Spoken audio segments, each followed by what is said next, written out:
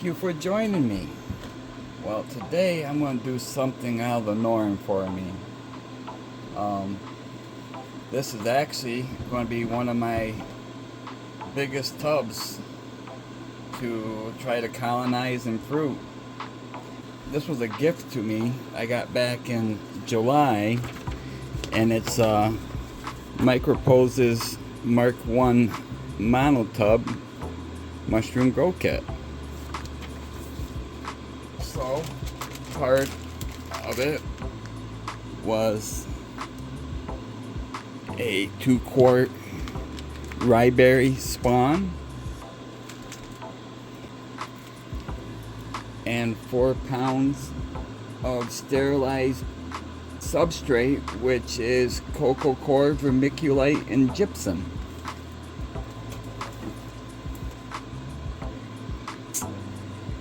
So let's move that to the side. Let's take a look inside.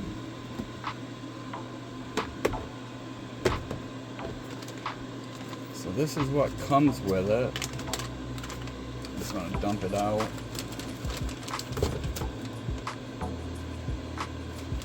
So it comes with 4 stick-on filters,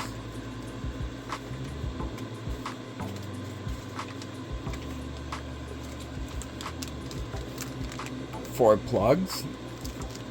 So the plugs we're going to use now, the filters you use later, because you put the plugs in to colonize, and then once you fully colonize, you pull the plugs out and put the filters on.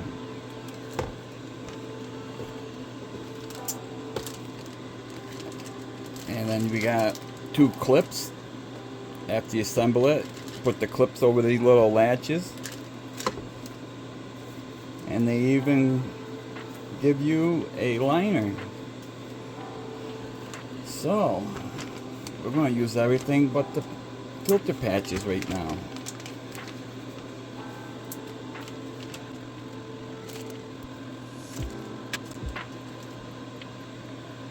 Before we go any further and add the liner or any of our substrate or spawn, we need to sanitize our tub, our top, and our plugs. So I'm going to do that right now. I'm using 70% ISO and everything. I'm going to wipe it down on the outside, top and bottom. I'm even going to spray where I'm going to put things back down. So we're just going to spray it. Try to get in all those nooks and crannies.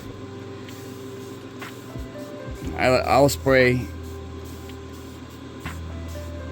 both sides at a time because I feel the longer it sits there and soaks on it, the better results you get from the sanitation.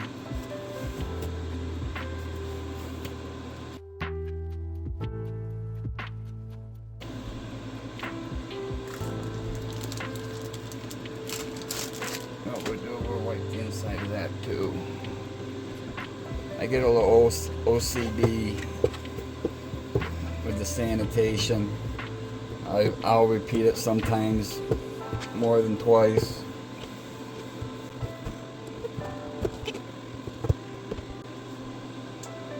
Like I can see my fingerprints on the side and bottom, so I'm going to spray her again.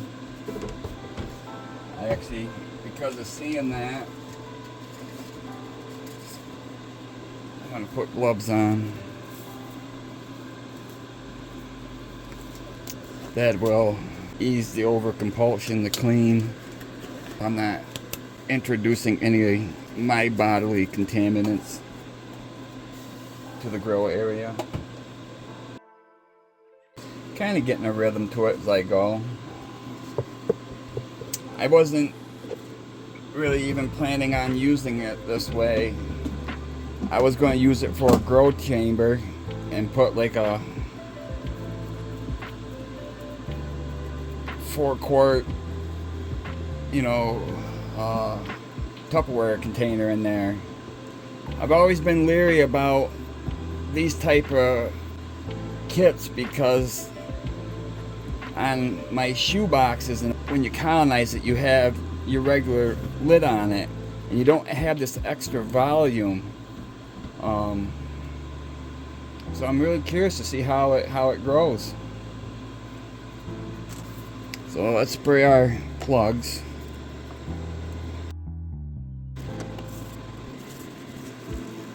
So what we do is just set our plugs.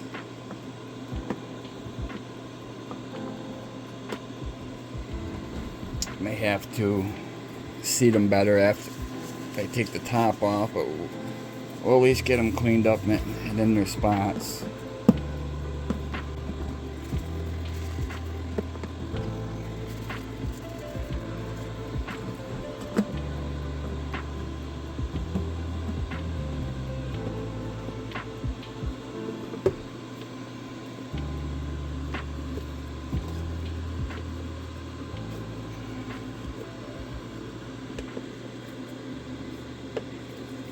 Seems like they're going to be tight to get out.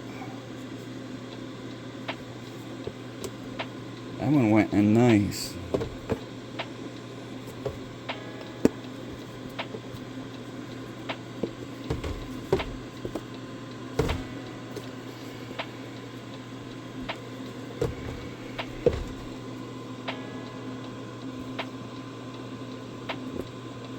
I guess you don't really need to push them flat. As long as you got the hole sealed, maybe.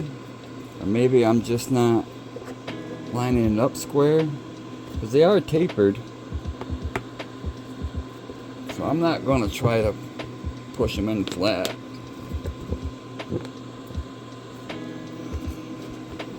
I know this seems like they're going to be hard to get back out. I might actually next time just put Scotch tape over it, or like a plastic tape over it, and then when I'm ready to fruit it, then I'll peel that tape off and put on some micropore paper tape. So the next thing we're going to do our liner. I've never used a black liner either. All my liners have been crock pot bags. Let's open this guy up. Actually, I'm going to spray further up on my arms just in case.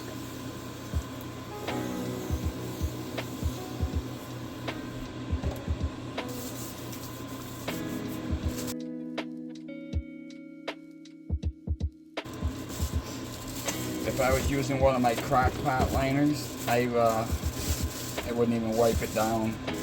But I'm not sure.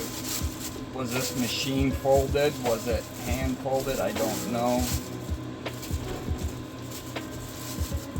So basically I could probably be inducing contaminants.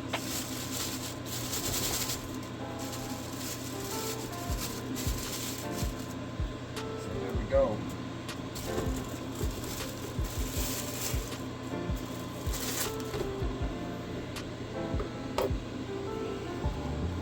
Curious to see how it goes with the lid.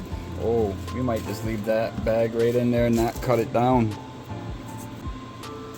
We'll move this up to the side. This is all sealed up. And then just your standard CVG.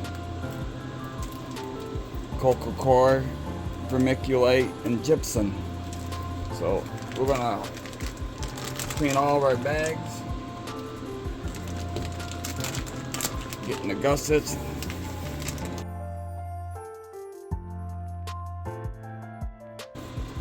So what we're going to do, we're going to break this up.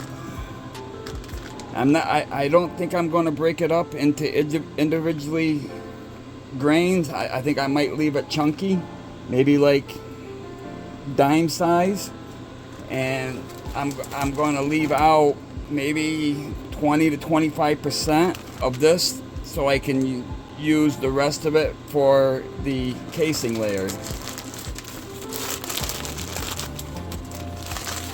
I'm just going to squeeze it up a little bit.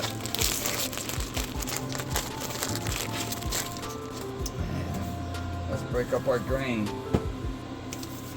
Actually, I might just dump it right out whole and break it up inside the bin.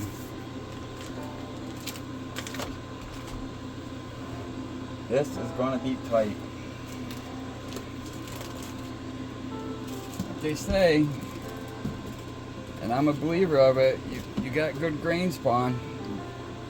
A lot of times you don't even need to be in front of this purified air.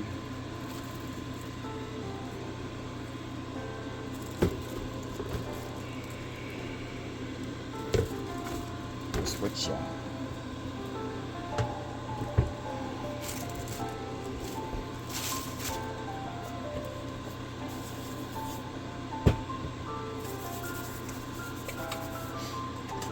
Open up our bag.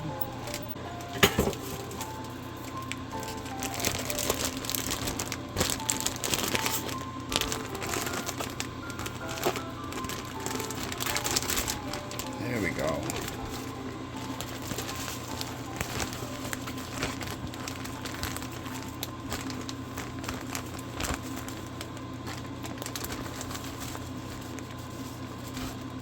Trying to guess 25%.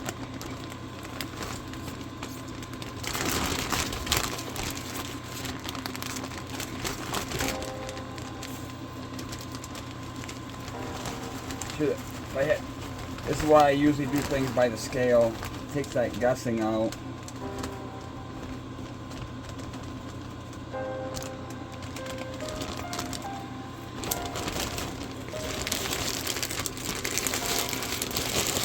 We'll fold that up. Use that for our casing.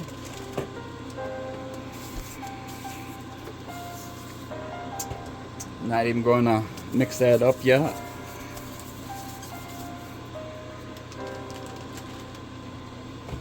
Mix that up and I drop the spawn in it. First thing you do when you open up that bag, before you get ready to dump it, give it a whiff. Yeah, just open it up. It smells so good.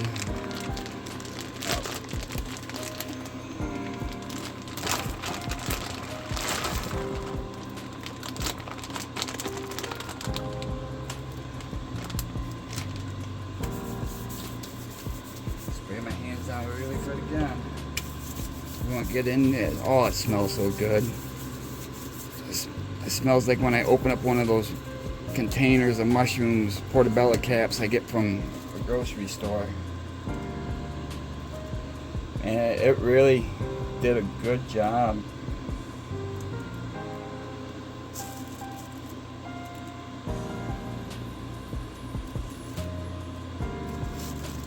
I'm trying to remember, I want to leave a little bit of it chunky. Might as well experiment a little bit, right? Boy, it feels like a lot of grain to me.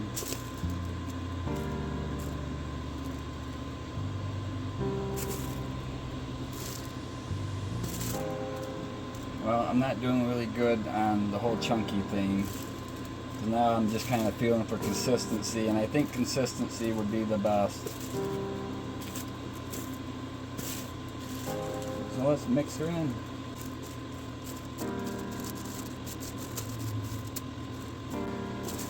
Feels a little damp compared to my normal CBG that I make. But you never know. That might be what this great white monster cross needs.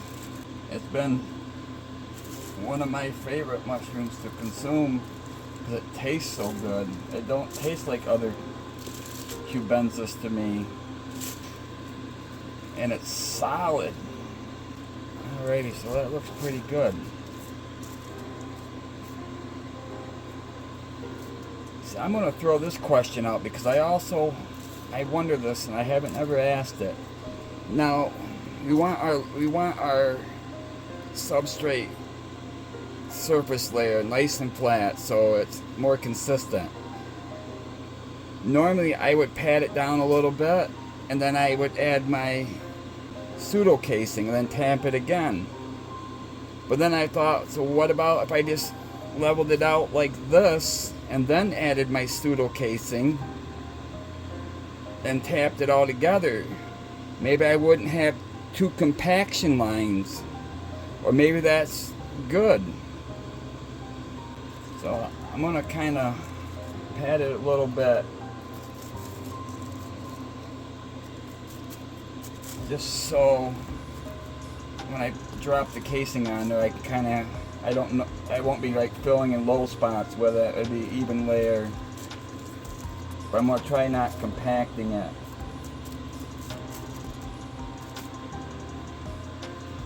So we'll do it like that.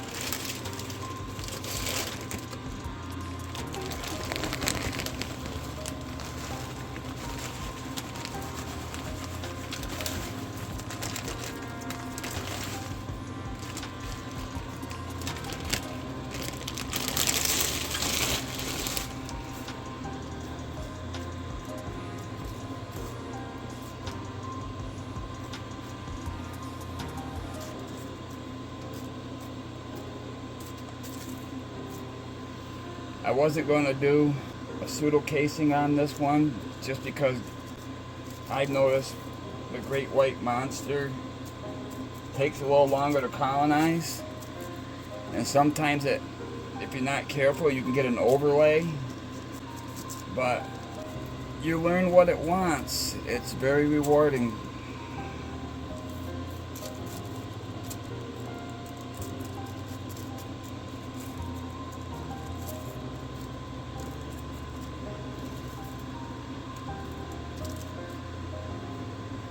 So from my eyes, we look like we're nice and flat.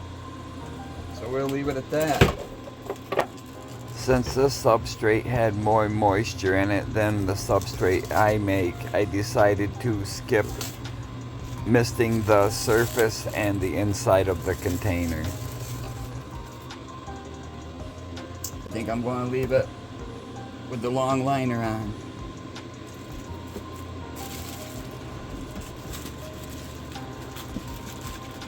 Give me a nice seal. And then the last thing we got are these clips. And they go right between, probably, I imagine probably go up over the top, or no, underneath the bottom, then over the top. There we go.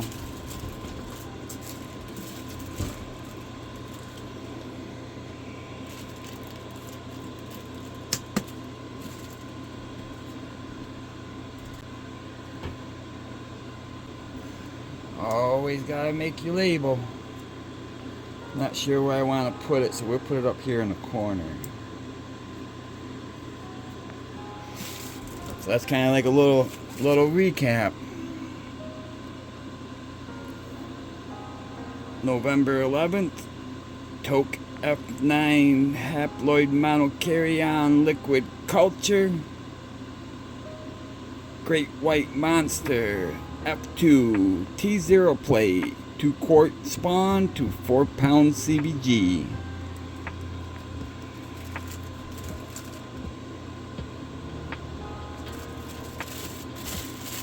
All I can say is it feels pretty damn good.